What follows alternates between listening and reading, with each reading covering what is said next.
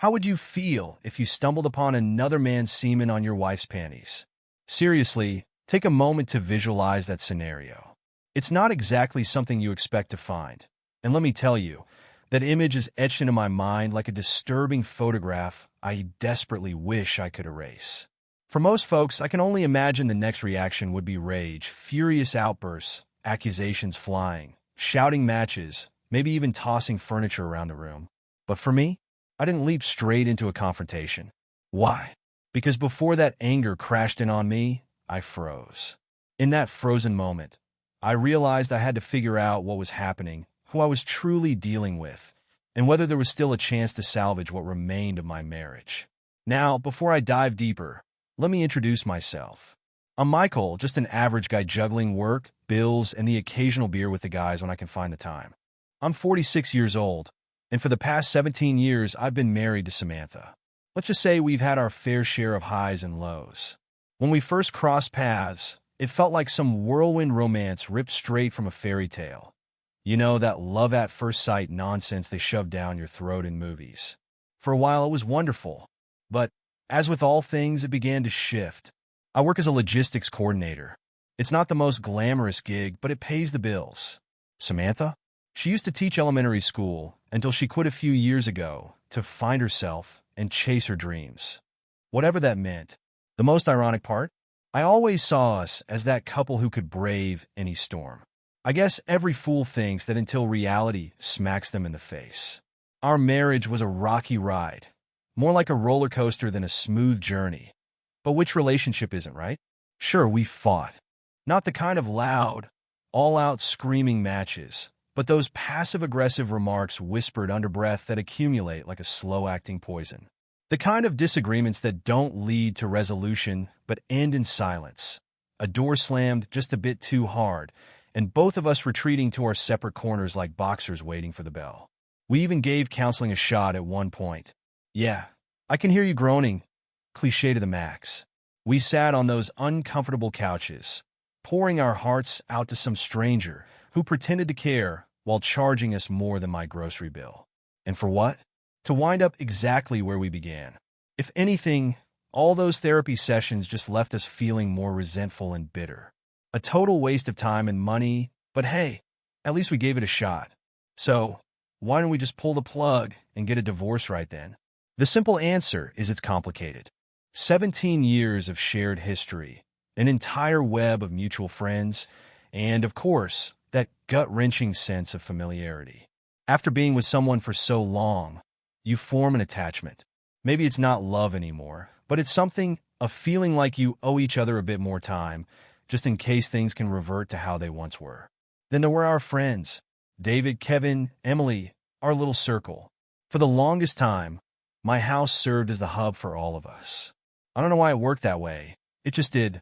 Geographically, we were right in the middle, making it easy for people to drop by, crash at our place, shoot the breeze, and drink until dawn. Our home was the gathering spot for all of us. And honestly, I cherished those moments.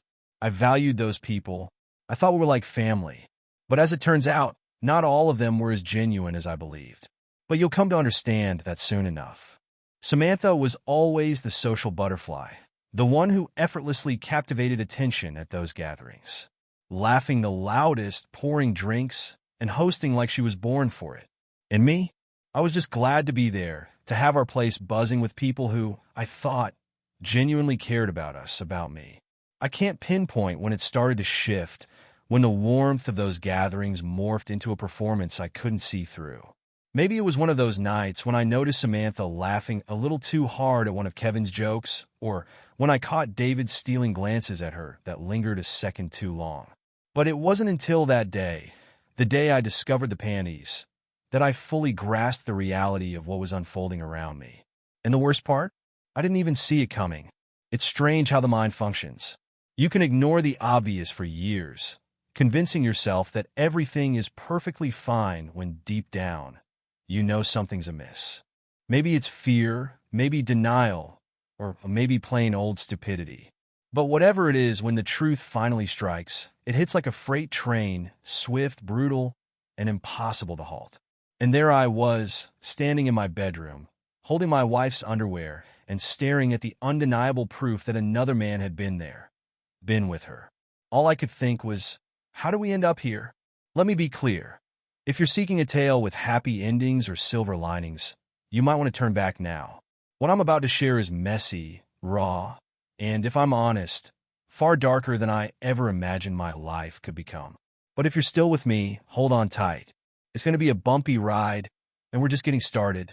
You know, there's a moment in every crumbling relationship when it hits you like a punch to the gut. You don't just feel numb, you feel hatred. I'm not talking about that brief flash of anger when she rolls her eyes at you during an argument. I mean the day you realize you'd rather be dead than spend another damn minute sharing the same air as her. For me, that realization struck out of nowhere, on a day that was supposed to be just like any other. It was Tuesday, and my plan for the day was straightforward. Go to work, handle the endless nonsense of my job, return home, and settle in for the usual routine. Plopping down on the couch, tuning into some TV, and pretending that Samantha and I were still trying to make things work. But that day, things didn't unfold as expected. The office server crashed, whatever that means. I'm no IT expert. And suddenly I had nothing to do but twiddle my thumbs. My boss gave us the go-ahead to leave early, so there I was driving home in the middle of the day, something I hardly ever do. Then, out of the blue, I spotted it, David's car. Now, let me clarify. Seeing his car parked there wasn't exactly shocking.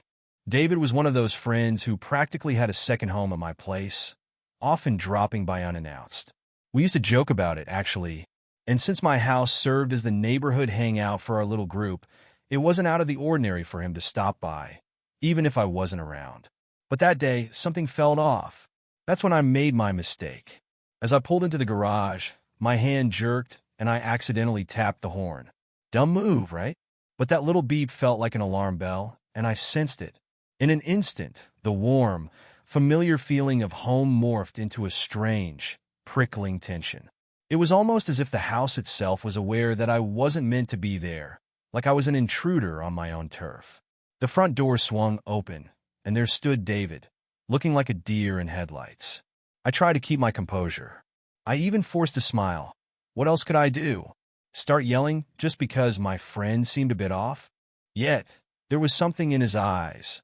A flash of panic he attempted to hide with an awkward grin. "Hey, man," I said, trying to sound nonchalant, though every fiber of my being was screaming that something was wrong. "You good?" Yeah, all's fine," he stuttered, glancing back toward the hallway as if expecting someone to appear. He was twitchy, practically itching to leave, and every second he lingered made the atmosphere between us heavier, thicker. And then she emerged, Samantha. She certainly wasn't dressed like someone just lounging at home. Her hair was tousled in that way that suggests she hadn't quite gotten ready, and her face was flushed. She wore a little silk robe that was tied a bit too loosely, as if she had barely managed to throw it on. "Oh, hey, hon. I didn't realize you'd be home so early," she chirped, her voice high-pitched and overly bubbly, like people do when they're trying too hard to seem normal. She flashed me a smile, a forced one that never reached her eyes. I didn't utter a word. I simply stared at her, then at David, back to her. They stood there, both making a feeble attempt to appear casual, but I could sense it. The deceit between them hung in the air like a thick fog, and I was suffocating on it. So, what was my reaction? Did I confront them right then and there? Did I scream, demanding to know what the hell was happening? Nope. I wasn't going to give them that satisfaction. Instead, I said, "I'm just going to change clothes and get comfortable." And with that, I walked past them, heading straight into the bedroom. Now, I wasn't exactly sure what I was searching for, but I knew something was amiss, and I needed proof. The kind of proof that slaps you in the face like a hammer. I started rummaging through drawers, the closet, anywhere that felt off. My mind was racing, grasping at straws, until I reached the bed. I knelt down and peeked underneath. That's when I spotted it, a small bundle, almost hidden in the shadows. I reached out and pulled it out, and the moment I did, I felt the blood drain from my face. It was a pair of Samantha's panties, but not just any pair. They were the lacy, barely there kind, the sort she only wore when she wanted to be seen, when she aimed to feel sexy. And they weren't just tossed aside like laundry that fell from the bed. No, They were crumpled, used, and unmistakably stained. There are certain truths in life you just know without a doubt, and this was one of those moments. I didn't require a lab test. I didn't need to consult a single soul. I understood precisely what those stains were, and I knew exactly what they implied. Another man's come on my wife's panties. You don't need to ask how I knew. It's just a man's instinct, a primal understanding that hits you right in the gut. I sat back on my heels, holding those panties in my hands, feeling my anger bubble up inside me like molten lava. But as much as I craved to march out of that bedroom, shove them in Samantha's face, and tear the whole place down, something restrained me. What I was looking at wasn't merely betrayal. It was a puzzle. And if I wanted to uncover the depth of this treachery, I needed to play it smart. So there I was in my own bedroom, heart pounding like a jackhammer, clutching the proof of my wife's infidelity with one of my closest friends. In that instant, I realized I had two options. I could go nuclear storm out there and unleash hell, or I could maintain my composure, keep quiet, and find out how long the charade had been going on and just how far it reached. I opted for the latter. I chose silence. Because sometimes, when you're facing down the barrel of a loaded gun, the wisest move is to wait for the right moment to pull the trigger. When I stepped out of the bedroom, Samantha and David were in the living room, huddled together, whispering in that conspiratorial way people do when they think they're being discreet. As soon as they noticed me, they straightened up, pretending to be engaged in some casual conversation about who knows what. But I could see it, the nervousness, the tension. It was as if they were just actors on a stage, desperately trying to remember their lines, fully aware that they were about to botch the whole performance. I kept my cool and didn't let on that I'd noticed anything unusual. Strolling past them, I acted like everything was perfectly fine, as if I hadn't just unearthed the undeniable proof of their betrayal seconds ago. "Coffee?" I asked, forcing a smile that felt more like a grimace. They both nodded quickly, relief washing over them, as if I was providing a distraction from the impending storm. "Yeah, coffee sounds good," David replied, his voice still shaky. "Sure, that'd be lovely," Samantha chimed in, her overly cheery tone setting my teeth on edge. I headed into the kitchen, and the moment I was out of their line of sight, I fished out those panties from my pocket. My hands were steady, moving deliberately as I prepared for what was to come. I knew exactly what I was doing, and oddly enough, it felt right. Like I was taking back a shred of control amid the chaos that was about to unravel my life. I grabbed a spoon from the drawer and scraped a small bit of the semen-stained fabric, letting that vile residue fall into the bottoms of each coffee cup. It was just enough to mingle with the coffee and milk, where it would dissolve into the dark brew, completely unnoticed. A small smirk crept across my face as I placed the cups under the coffee machine, watching the dark liquid fill them, concealing the remnants of my earlier actions. Once the coffee was brewed, I returned to the living room with their cups, maintaining a neutral expression. I handed one to David and the other to Samantha. As they took their first sips, I felt a sickening thrill of satisfaction. They were blissfully unaware, drinking the very evidence of their deception. For a fleeting moment, a worry nagged at me that they might catch a hint of something amiss. But no, they just sat there, sipping away as if nothing was wrong.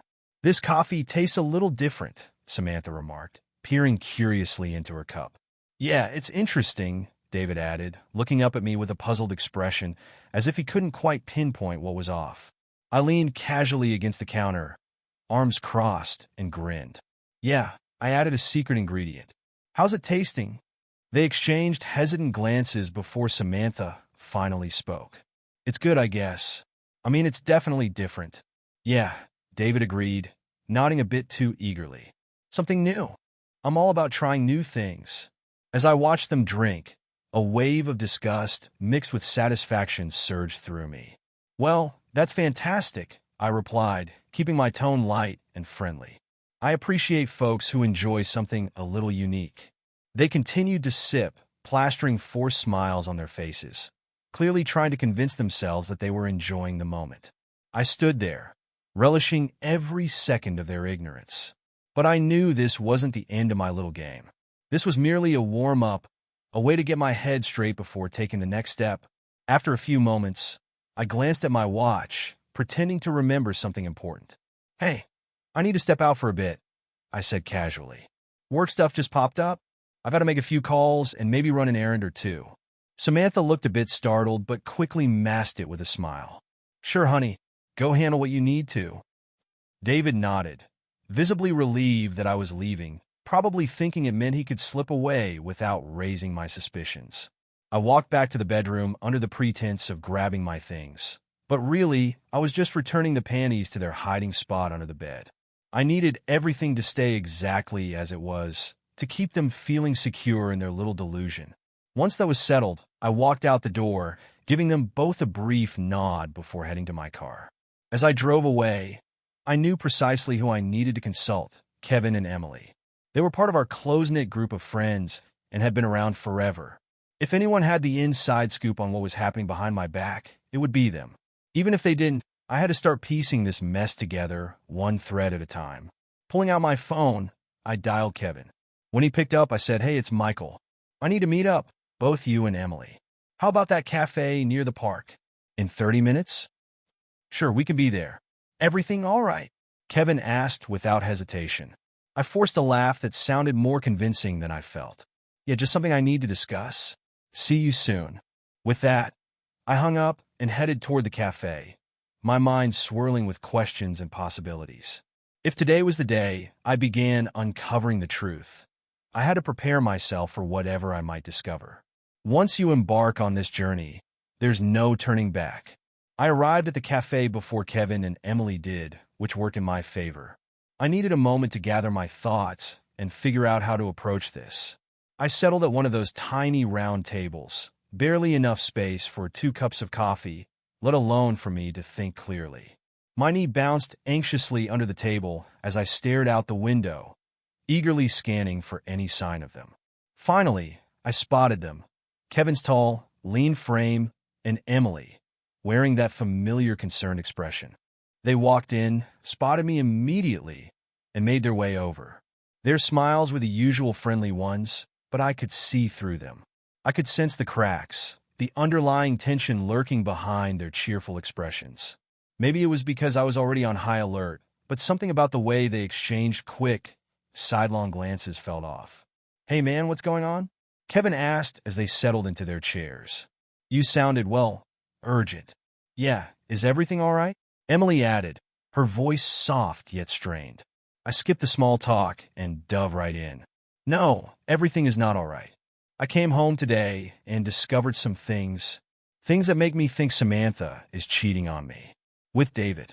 I watched their expressions shift as I spoke, expecting shock or perhaps disbelief. Instead, I was met with something entirely different. They didn't look shocked at all. If anything, they appeared guilty. Their eyes darted between each other, silently communicating, and I could practically see the unspoken words passing between them. "What?" I snapped, my voice louder than intended. "What's happening? You two know something, don't you?" Kevin was the first to crack.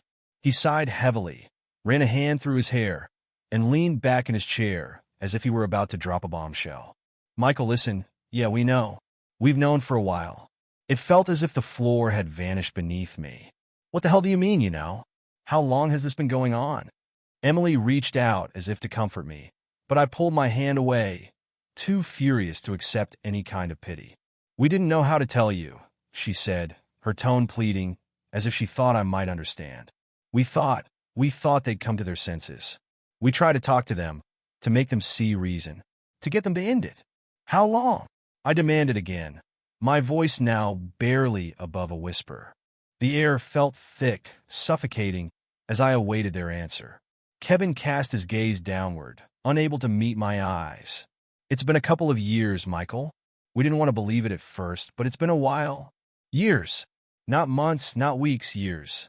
The realization slammed into me like a freight train, and I sat there, staring at them, struggling to comprehend what they were confessing. And then, like a piece of a puzzle clicking into place, it all made sense. I understood why they had been acting so strangely, why they weren't shocked. They'd been aware of it all along. Maybe not directly involved in the cheating, but they knew, and they kept it from me. "Are you fucking serious?" I said, my voice quaking with a blend of fury and disbelief. You've known this entire time, and you didn't say a word? Tears welled up in Emily's eyes, but I didn't care. I had no interest in her excuses or justifications. We thought it was just a phase, she stammered. We even caught them once, red-handed. Samantha, she begged us not to tell you. She claimed she was going to end it, that it was a mistake, that she wanted to save your marriage.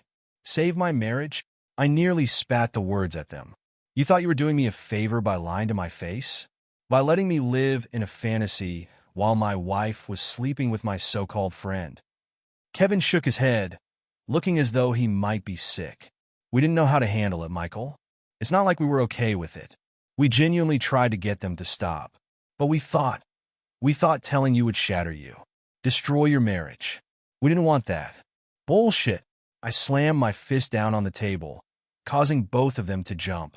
Heads turned in the cafe, but I couldn't care less. Let them stare. Let the entire world see the ugly face of betrayal. You didn't want to ruin my marriage? You think keeping this from me was some kind of favor? You think you're my friends? Kevin reached out, trying to calm me, but I was beyond that. We are your friends, Michael, he insisted, his voice strained. That's why this was so difficult. We didn't want to hurt you. Well, congratulations, I replied, my tone dripping with sarcasm. You really nailed that one. I feel fantastic, Kevin. Just wonderful. I pushed my chair back and stood, anger radiating off me in waves. I felt as if I were about to explode, all the rage and betrayal coiling within me like a tightly wound spring. As I looked down at Kevin and Emily, all I could see were two faces I once trusted, faces that now ignited my fury. You should have told me, I said, my voice low and filled with venom. The moment you found out, you should have come to me. With that, I turned and walked out of the cafe, leaving them there to stew in their guilt and excuses. As far as I was concerned, they weren't my friends anymore. They were just two more people who'd lied to me, who'd allowed me to walk around like a fool while those closest to me dismantled my life behind my back. Walking down the street, my mind raced with questions. If Kevin and Emily knew, who else was in on this? How many more of my so-called friends were part of this betrayal? And how far had Samantha gone to maintain this deceit? Sitting in my car after the meeting, all I felt was emptiness, a hollow chasm that swallowed every bit of who I thought I was. For years, I convinced myself that my marriage still held some flicker of hope, that we were merely going through a rough patch. But that illusion was shattered. Samantha's betrayal had cut deep, and if she wanted to play dirty, I was more than ready to play along. I knew one thing for certain. Samantha would never come clean on her own. If I decided to fight back, she would never see it coming, not with the kind of revenge I had in mind. If she wanted to treat me like a fool, I'd make her experience the gut-wrenching feeling of watching her world come crashing down around her. I was determined to have an affair, or at least make Samantha believe I was. For the next few days, I altered my behavior around her.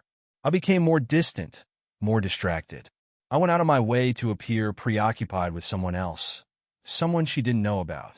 I'd step out of the room to take phone calls, lowering my voice so she couldn't quite catch what I was saying. I spent an unusual amount of time on my phone, always sporting a smirk as if I were receiving messages meant to be kept private. At night, when she'd usually make a half-hearted attempt to join me on the couch to watch TV, I'd make excuses, telling her I was tired or that I had work to finish in the bedroom. Anything to pique her curiosity. And it worked. It started with small things. A fleeting glance from her corner of the eye, innocent-sounding questions that carried an edge of suspicion. "Who were you talking to just now?" she'd ask as I hung up the phone. "Oh, just someone from work," I'd reply, brushing it off like it was insignificant. And it drove her insane. I could see it in the way she chewed on her lip, in the way her eyes flicked to my phone whenever it buzzed. She'd lean in, trying to peer over my shoulder as I texted, asking about my day with a level of interest she hadn't shown before. The tables had turned, and she didn't even realize it yet. One night, I decided to escalate my game. I needed to give her something concrete, something that would burn itself into her memory like a brand. So, I called an old friend, Natalie, who had always been willing to help me in a pinch. I explained the situation, leaving out some of the more scandalous details, and she agreed to play along. The plan was straightforward. We'd go out for dinner at a place Samantha and I had never visited, staging it to resemble a date. Nothing overly extravagant, nothing too obvious. Just a cozy scene between two people who looked like they were getting to know each other in that romantic way. That night, I dressed as if I were headed to an important meeting. A buttoned-up shirt, dark jeans, a splash of cologne, a look I hadn't donned for Samantha in years. When she saw me emerge from the bedroom, her eyes widened, and she struggled to hide her shock. "Going somewhere?" she asked, attempting to sound casual, but failing miserably. "Yeah," I replied, fiddling with my watch. "Got dinner plans." "Oh." She couldn't mask the sharp edge in her tone. "With who?" "Just a friend," I said with a nonchalant shrug, offering her nothing to latch onto. "Someone from work." I could almost see the gears turning in her mind as I walked past her, snatching my keys from the counter. "Don't wait up," I tossed over my shoulder, letting the door click shut behind me. That night with Natalie went off without a hitch. We laughed, leaned in close across the table, and I made sure to snap a few photos, shots that looked friendly enough to pass as colleagues, yet intimate enough to ignite Samantha's imagination. We staged everything perfectly, ensuring that anyone who saw us would assume we were a couple on the verge of something serious. When I got home that night, Samantha was waiting for me, sitting on the couch with the lights dimmed, her eyes red and puffy as if she had been crying. She tried to keep her composure, asking about my night, what we talked about. I gave her short, dismissive answers, feigning distraction like I couldn't care less about her curiosity. "Who is she, Michael?" she finally blurted out, her voice cracking under the pressure. "I know you're seeing someone. Just tell me the truth." Hearing those words escape her lips brought me a twisted sense of satisfaction. I relished the power in knowing how much it tormented her to be out of control, to be in the dark. I locked eyes with her and said, "Why do you care, Samantha? After all, you're not the only one who enjoys a little variety." She was left speechless, sitting there staring at me, grappling with her jealousy despite being the one who had betrayed me for years.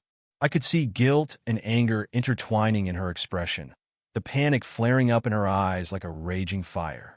And I let her stew in it. I allowed her to feel what it was like to be left in the dark, to have everything she thought she knew turned upside down. From that moment on, the power dynamic shifted. Samantha, for the first time, was the one chasing after me, trying to figure out who I was with, where I was going, what I was doing. Meanwhile, I simply observed as she unraveled, piece by piece, enjoying every single second of it. Because sometimes, revenge isn't just about settling the score. It's about making them feel what you felt, relishing in their discomfort, and knowing that the pain they inflicted is finally coming back to haunt them. For the first time in years, I felt like I was the one in control.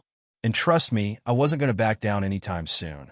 I knew it was only a matter of time before Samantha finally broke. She couldn't tolerate not knowing what I was up to. The feeling of being out of control was unbearable for her. Sure enough, one night, it all came crashing down. It was late, one of those nights where the silence felt so heavy you could almost touch it. I sat at the dining table, feigning interest in my phone, while stealing glances at her pacing in the corner of my eye. Back and forth, up and down, like a caged animal yearning to escape. Then she stopped in front of me, planted her feet firmly, and unleashed her fury. "Who is she?" she screamed, her voice high and cracking with desperation. "Who the hell is she, Michael? I know you're cheating on me. Just admit it." I didn't even bother looking up. I continued to scroll through my phone, ignoring the tornado brewing in our kitchen. The more I remained unresponsive, the angrier she became. "Stop ignoring me," she shouted, slamming her fist down on the table. "Do you think I'm stupid, Michael?"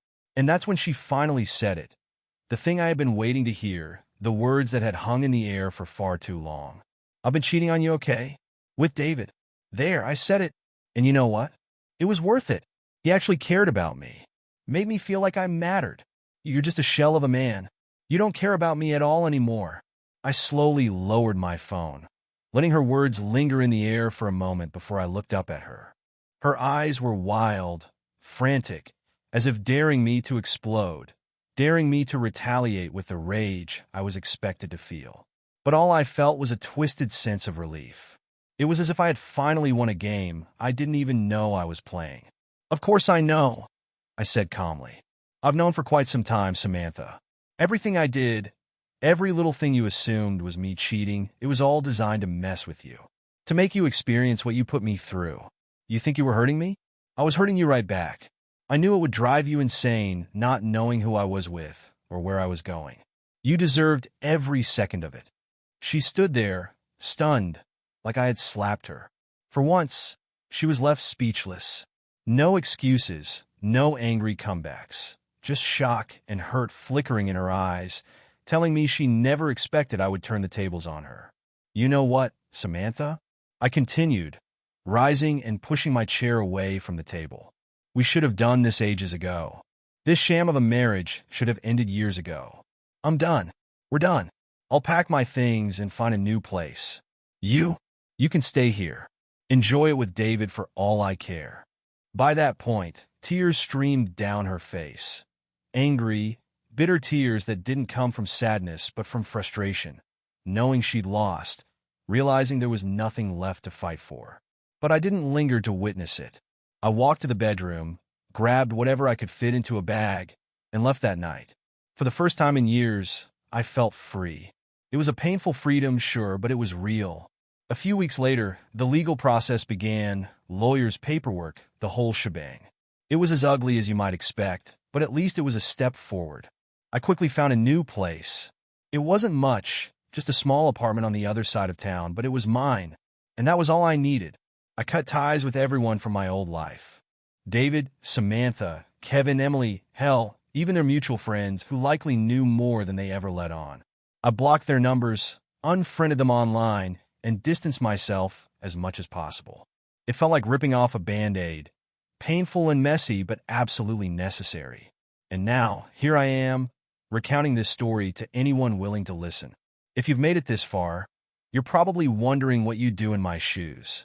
Honestly, I don't know. Maybe you would have handled things differently. Perhaps you would have confronted them right away, tried to salvage your marriage, or burn it all to the ground without a second thought. But one thing I can say for certain is this: be cautious. Pay attention to the people you invite into your life, and don't ignore those little red flags waving in the background.